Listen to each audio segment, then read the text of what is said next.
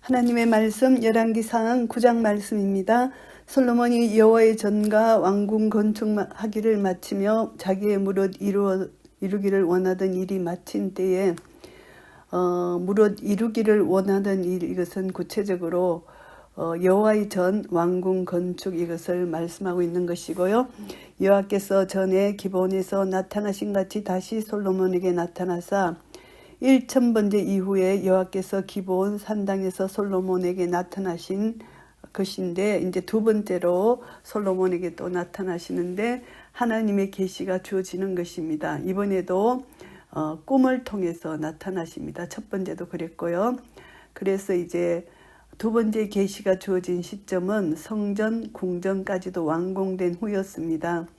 또 성전 봉헌식이 성전 완공 후 바로 실시한 것이라면은 두 번째 계시는 솔로몬의 봉헌 기도 후 13년이라니 이런 시간이 지난 다음에 임한 셈이 되는 것이고요. 이제 솔로몬은 궁전을 비롯한 일반 성읍 건축 사역을 계속 진행했고, 마침내 성전 완공 후에 성전 건축을 필하고 하나님의 두 번째 계시가 임했다고 볼 수가 있습니다. 이때는 솔로몬이 교만, 사치, 이방문화 유혹을 가장 많이 받을 우려가 있는 시기이기도 했는데요. 이러한 시기에 하나님께서 솔로몬의 신앙 상태를 재점검해 주는 목적으로 다시 나타나셔서 약속과 경고의 메시지로 주셨던 것이고요. 저에게 이르시되 내가 내 앞에서 기도하며 간구함을 내가 들었은즉 내가 너희 이 건축한 이 전을 거룩하게 구별하여 나의 이름을 영영히 그곳에 두며 나의 눈과 나의 마음이 항상 거기 있으리니. 두 번째 계시 솔로몬의 봉헌 기도와 밀접한 관계가 있습니다. 저에게 이르시되 내가 내 앞에서 기도하며 간구함을 내가 들었은즉 내가 너희 건축한 이 전을 거룩하게 구별하여 나의 이름을 영영히 그곳에 두며 나의 눈과 나의 마음이 항상 거기 있으리니. 솔로몬에게 말씀하십니다. 내 앞에서 기도하며 간구한 것, 이것은 기도한 시점과 응답의 시점 사이에 간격이 벌어져 있더라도 하나님의 두 번째 나타나심은 솔로몬의 봉헌 기도에 대한 응답의 성격을 띠고 있고요. 하나님이 솔로몬의 기도를 들으셨다, 이 말씀입니다. 그래서 성전을 거룩하게 구별하시고 하나님의 이름을 그곳에 두시고 백성들 가운데 거하시고자 하시는 하나님의 주권적 행위에 의존되어 있는 것이고요. 나의 이름을 두며 나의 눈, 나의 마음, 이렇게 말씀합니다. 하나님의 눈, 하나님의 마음, 하나님의 이름, 이것을 통해서 항상 하나님이 솔로몬과 함께 계시겠다, 이 말씀입니다. 그래서 솔로몬의 모든 것을 하나님이 살피고 계신다, 이것을 여기서 말씀하시는 것이고요.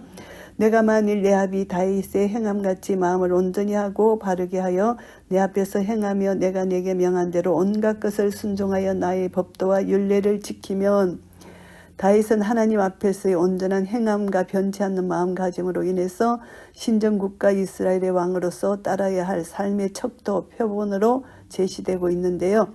이스라엘의 모든 왕들은 다윗을 기준으로 하여 판단을 받았습니다. 마음을 온전히 하고 바르게 하여, 이 말은 이스라엘 열왕들의 표준이 되었던 다윗의 마음가짐을 요약해서 보여주는 것입니다. 다윗의 생애에 벌어진 여러 가지 사건들을 통해서 다윗은 성실하고 솔직한 이 믿음을 유감없이 하나님 앞에 나타내 보여주었습니다. 여호와께 기름 부음을 받았다는 이유로 원수 사울을 죽이지 않았던 것, 또 여호와의 법궤 앞에서 기쁨과 감격의 춤을 췄던 것, 바세바 사건을 철저히 통회하고 하나님 앞에 나아갔던 이 다윗의 모습, 이 모든 사건들은 하나님 앞에서 성실하고 정직한 마음가짐을 가졌다, 이것을 알 수가 있고요. 그래서 열왕의 표준은 다윗의 바르고 온전한 행함, 정직함, 회개, 이 모든 것이 포함된다는 것입니다. 그래서 온전히 다윗은 죄악에 빠졌을 때 철저히 회개하는 것, 온전한 신앙이라는 것입니다. 인간적인 실수에도 불구하고 변함없이 하나님 앞에 여호와 신앙의 도리를 부어 잡았다. 그래서 우상숭배 행위에는 결코 빠지지 않는 유일한 왕이 될 수 있었던 것이 다윗의 이런 신앙의 모습이고요. 하나님은 다윗의 이런 점을 기뻐하시고 하나님 마음이 합한 자로 인정하셨다는 것입니다. 그래서 법도와 율례, 하나님의 모든 율법 교훈을 이제 지키면 다윗과 그의 후손들은 하나님께 충성하고 율법에 순종하는 한에서만 왕위가 계속될 수 있다. 이것을 약속하는 것입니다. 내가 내 아비 다윗에게 허하여 이르기를 이스라엘 위에 오를 사람이 내게서 끊어지지 아니하리라 한 대로 너의 이스라엘의 왕위를 영원히 견고하게 하려니와, 이제 약속한 대로 이 계약에 대한 인간 편의 불성실타심을 암시합니다.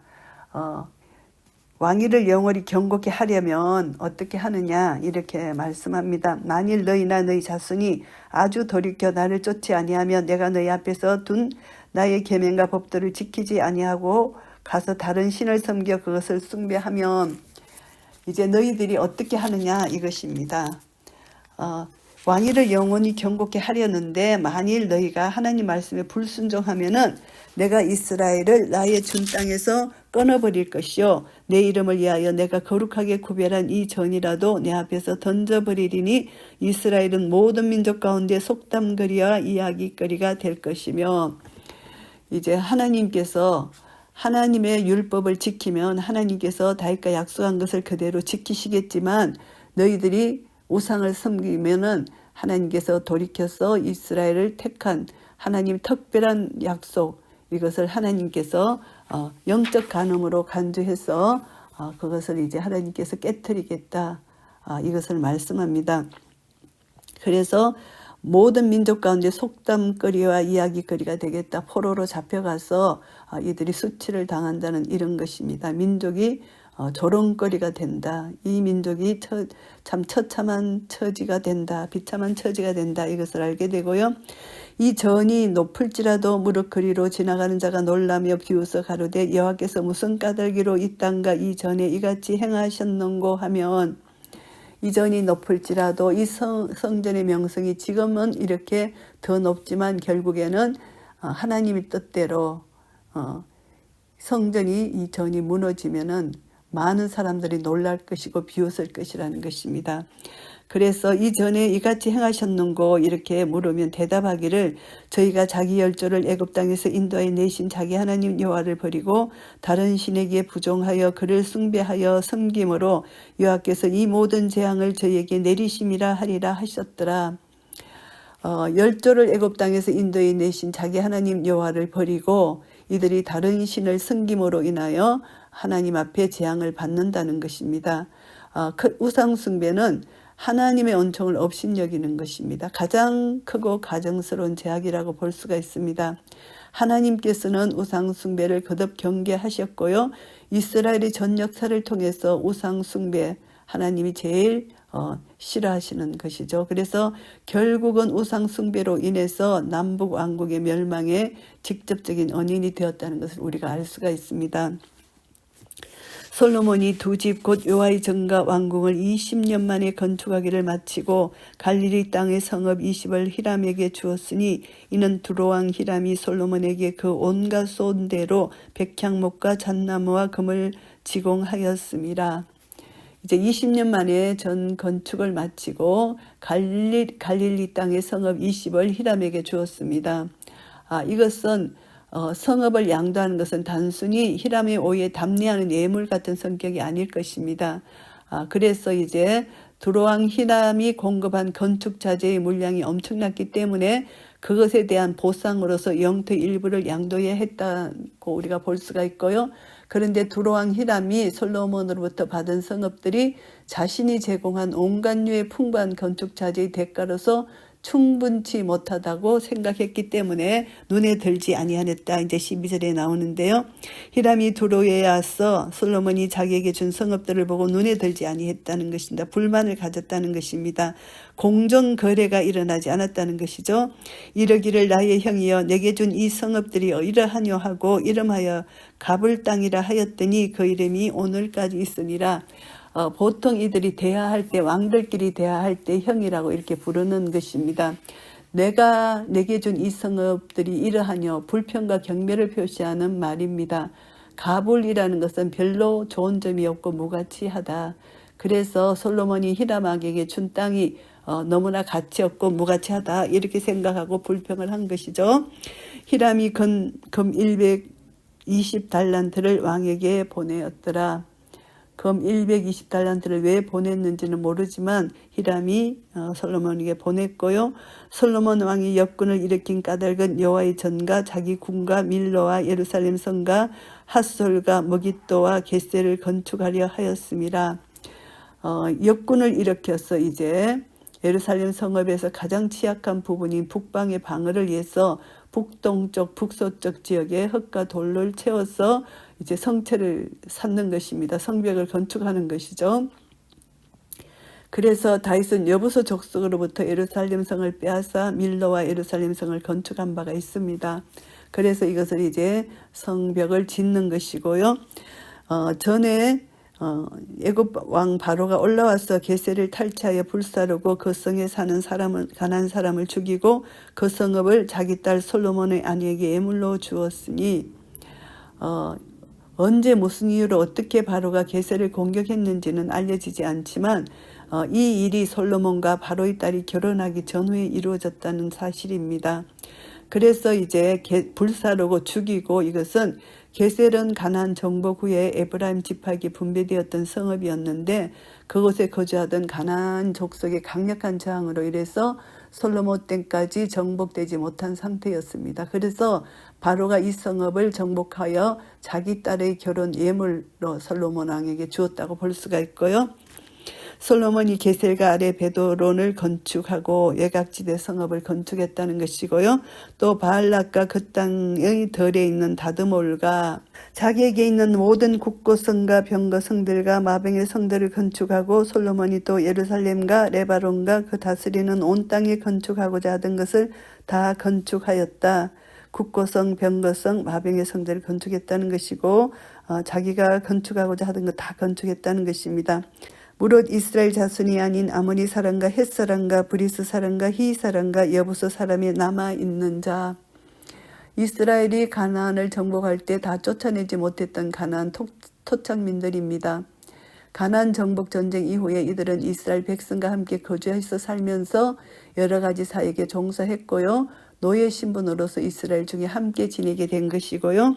곧 이스라엘 자손이 다 멸하지 못함으로 그 땅에 남아있는 그 자손들을 솔로몬이 노예로 역군을 삼아 오늘까지 이르렀으되 20년에 걸친 솔로몬의 건축 공사는 필연적으로 거대한 노동력이 요구됐습니다.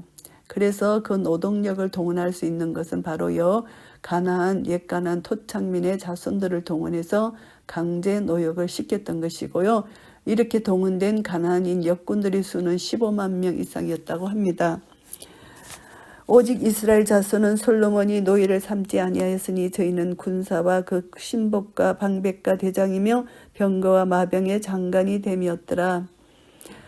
이스라엘은 원래 하나님께서 애굽의 노예 생활로부터 해방시켜 주신 구속의 백성들입니다. 그래서 그들은 오직 하나님의 소유가 될 뿐이고 다른 사람의 노예가 될 수 없다는 강한 신념을 갖고 있었습니다. 그래서 하나님의 뜻을 지키려 했다는 것. 그래서 이들은 노예가 되지 않았고 오직 이들은 대장, 방백, 그리고 마병의 장관 이런 것이 됐다는 것이고요. 솔로몬에게 역사를 감독하는 두목 550인이 있어 역사하는 백성을 다스렸더라. 역사하는 백성 550 감독, 상급 감독으로서 이스라엘 250인, 가나안 300인으로 구성되어 있다고 합니다. 바로의 딸이 다윗성에서부터 올라와 솔로몬이 저를 위하여 건축한 궁에 이를 때에 솔로몬이 밀로를 건축하였더라. 바로의 딸을 굳이 따로 마련한 궁으로 데려온 이유는 역대하 8장 11절에서 우리가 봤습니다. 다윗이 살던 궁은 법궤가 머물렀던 거룩한 곳이기 때문에 이방 여인인 바로 딸의 겉으로서는 적절치 못하다고 판단되었기 때문이고요. 밀로를 건축했다. 솔로몬은 바로의 딸 왕비를 위한 별궁을 짓고 왕비의 겉을 그곳으로 옮긴 후에 이어서 밀로를 건축했다는 것입니다. 그 이유는 왕비 이전으로 다윗궁이 비어진 상태고 또 밀로의 건축 자금을 수행할 수 있었으나 왕비의 별궁 건축에 투입된 노동력은 밀로 건축에 사용할 수 있었기 때문이다. 이렇게 보는 것이고요. 솔로몬이 여호와를 위하여 쌓은 단위에 해마다 3번씩 번제와 감사제를 드리고 또 여호와 앞에 있는 단에 분향하니라. 이에 전 역사가 마치니라. 낭실 앞에 선 여호와의 단, 성전 앞들의 번제단을 가리킵니다. 해마다 3번씩 3번의 제사는 1년에 3절기입니다. 무교절, 칠칠절과 초막절에 드려지는데 무교절은 출애굽을 기념하기 위한 이스라엘의 봄 축제입니다. 원래 무교절과 유월절 약간의 차이가 있지만 유월절은 1월 14일 유대 종교력으로 어린 양을 제물로 잡는 첫날이고 무교절은 그 다음 7일간을 가리킵니다. 그 다음 날로부터. 그래서 이 절기 전체를 무교절, 또 유월절로 이렇게 부르는 것이고요. 7.7절은 맥추절 이렇게 부릅니다. 두 번째 절기 수학 절기입니다. 처음 보리 벨 때부터 밀수확을 끝마치는 7주간의 끝난 다음 날, 신약이 오순절일 날이기도 합니다. 그리고 이제 초막절, 장막절이라고도 부르는데 3대 절기 중 3번째 절기 가을 축제입니다. 이 절기에는 광야에서 유랑하던 40년을 회상하면서 계약갱신의 의식을 갖고 있고 이 절기는 순례절기였다고 합니다. 모든 백성들이 성소에 모이는 절기이고요. 이에 전 역사를 마치니라 일상적인 제사 기능이 발휘되었고 성전의 참단 완성을 이루었다는 의미로 보는 것이고요. 성전을 완전하게 했다, 성전을 완성했다, 이것으로 이제 알 수가 있고요. 솔로몬 왕이 에돔 땅 홍해 물가 엘로 근처 에시온 게벨에서 배들을 지은지라. 이곳에서 이제 배들을 지었다. 선박을 이제 여기서 선박 기술을 가지고 여기서 이제 배들을 지었다, 이것을 말씀하고요. 히람이 자기 종 곧 바다에 익숙한 사공들을 솔로몬의 종과 함께 그 배로 보내매. 이 솔로몬에게 보낸 것은 사공뿐만이 아니고 배도 포함되어 있는데요. 그 배는 솔로몬의 소유일지라도 그 제작은 히람이 의뢰를 받아 베냐민인들의 기술로 이루어졌다는 것을 알 수가 있고요.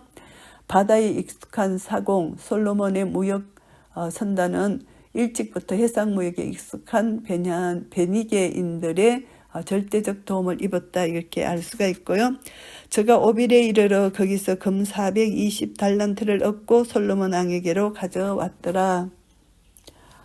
이것은 이스라엘은 오빌에서 많은 금을 수입하였는데 정금이라고 하면 곧 오빌을 연상케 할 정도였다고 합니다. 그래서 그 오빌에서 금 420달란트를 가져왔다. 이 무게는 대략 한 34.3kg이라고 합니다. 그 가치는 장정 1,500명의 노예의 값에 해당한다고 하고요. 솔로몬 왕에게 가져왔다는 것은 솔로몬의 해상무역이 그가 가진 부의 주요 원천 중에 하나인데 해상무역에 국한하여 소개했지만 활발한 교육활동은 솔로몬 시대의 특징이라고 보고요. 활발한 교육활동에는 평화시대라는 요인 외에도 애굽, 수리아, 아라비아 등으로 통하는 주요 교역로에 자리 잡고 있는 이스라엘의 지정학적 이점이 크게 작용했고요. 활발한 통상교역은 이스라엘 사회에 많은 변화를 가져왔고 이제까지 지파 중심으로 농경과 목축에 주력했던 이스라엘의 상공업의 물결이 이제 밀려 들어가게 되고 도시 문화가 발달하게 된 것이고요. 이러한 변화는 전통적인 지파 중심의 생활로부터 탈피해서 보다 체계적이고 대외적인 국가 조직의 재편을 가져왔다고 합니다. 열왕기상 9장 말씀을 정리하겠습니다. 하나님의 언약, 하나님과 언약 맺고 이제 다윗의 언약을 반복하는 것이고 솔로몬이 무슨 일을 했는지 솔로몬의 사역들을 보게 됩니다. 1절부터 9절까지는 하나님의 언약입니다. 하나님께서 두 번째로 솔로몬에게 나타나셔서 언약과 함께 경고를 주시는 장면입니다. 하나님께서 솔로몬에게 나타나셔서 솔로몬이 들은 중보기도를 기쁘게 받으셨다는 것을 확정하고요. 하나님께서 또 솔로몬과 이스라엘 백성에게 축복과 경고의 말씀을 주십니다. 그 말씀은 솔로몬이 하나님의 계명에 순종하면 왕위가 영구 보존될 것이라는 약속입니다. 반면에 솔로몬과 백성들이 하나님의 계명을 지키지 아니하고 다른 신을 섬긴다면 성전도 파괴되고 나라도 멸망할 것이라는 경고의 말씀입니다. 그래서 하나님의 선하심과 하나님의 어미하심을 우리가 동시에 보게 됩니다. 솔로몬에게 나타내 보이시고 그에게 축복을 약속하시기를 아끼지 아니하시면 분명한데 이들이 만일 불순종하면은 심판을 하시겠다, 경고의 메시지입니다. 그래서 이것을 보면서 우리는 하나님의 약속을 끝까지 붙드는 자는 하나님의 복을 받지만 하나님 불순종하는 자는 반드시 징계를 받는다. 이것을 교훈받을 수가 있고요. 10절부터 28절까지는 솔로몬이 건축한 것, 무역사업에 대한 것입니다. 솔로몬은 이제 예루살렘 성벽을 보다 견고히 쌓았고 여러 성읍들을 건축하고 국고성 기타 각종 변기 저장소를 설치했고요. 솔로몬이 이렇게 엄청난 건축 사업을 수행할 수 있었던 데에는 여러 가지 요인들이 뒷받침해 줍니다. 솔로몬과 히람 간의 긴밀한 유대 관계, 솔로몬이 역군으로 삼은 노예들, 솔로몬의 선박들, 이 같은 사업에 있어서 큰 역할을 담당했고요. 솔로몬 왕국이 참으로 부강하고 체계적인 조직을 갖춘 나라였다. 이것을 나타내고요. 이제 풍요와 안녕으로 말미암아 솔로몬 모든 백성들 영적으로 점점 해이해지고 하나님을 잊어버리게 되는 것입니다. 그래서 이방 국가들과 잦은 교류로 인해서 그들은 이제 여호와 유일 사상을 약화시키고 있다는 것입니다. 이스라엘은 스스로를 지켜서 하나님의 의에 이르지 못한 것이고요. 그 결과 찬란했던 이스라엘 성전도 해파되고 이스라엘 사람들이 나라 잃은 백성으로 오랜 세월 동안 세계 각지에 유리방황하게 되었다는 것을 우리가 알고 있습니다. 그래서 이렇게 참혹한 비극이 오늘날 우리에게도 임할 수 있음을 성경이 경고하고 있습니다. 임박한 주의 재림을 대비하고 있지 않을 때 반드시 우리는 이렇게 이스라엘 백성들처럼 어두운 데로 쫓겨 슬피 울며 이를 갈게 된다. 마태복음 24장 말씀을 기억할 수가 있습니다. 그래서 우리는 삶의 매 순간마다 자신을 돌아보고 행여라도 내가 영적으로 나태해 있지 않는지, 하나님 말씀에 불순종하고 있지 않는지 우리 자신을 돌아볼 필요가 있다는 것을 교훈받게 됩니다. 결국은 우리는 유일신 사상, 여호와 한 분만을 섬기며 사랑하며 그 말씀에 순종할 때, 그 계명과 법도를 지켜나갈 때 하나님은 끝까지 약속을 지키시지만 불순종할 때 하나님은 징계를 하신다는 것입니다. 그래서 우리는 하나님의 일을 받은 자, 소명을 받은 자로서 하나님의 말씀, 하나님의 방법대로 믿음으로 우리는 순종해 나갈 때 하나님 나라 의와 평강과 희락이 우리에게 함께 해 주신다는 것입니다. 그래서 하나님의 일을 행할 때만 우리는 하나님 앞에 존귀한 자가 되지만 불순종할 때는 우리는 하나님 앞에 사명을 다 감당지 못함으로 하나님 앞에 징계를 받게 된다는 거 다시 한번 교훈받고 우리는 하나님의 뜻이 하늘에서 이루어진 것처럼 이 땅에서도 이루어지도록 온전히 하나님 말씀에 순종하여 믿음으로 끝까지 하나님만을 의뢰하고 나아갈 때 하나님은 하나님의 뜻을 우리를 통하여 이루어 나가실 것입니다. 이런 은혜가 우리 모두에게 있으시기를 예수 그리스도 이름으로 축복합니다. 아멘.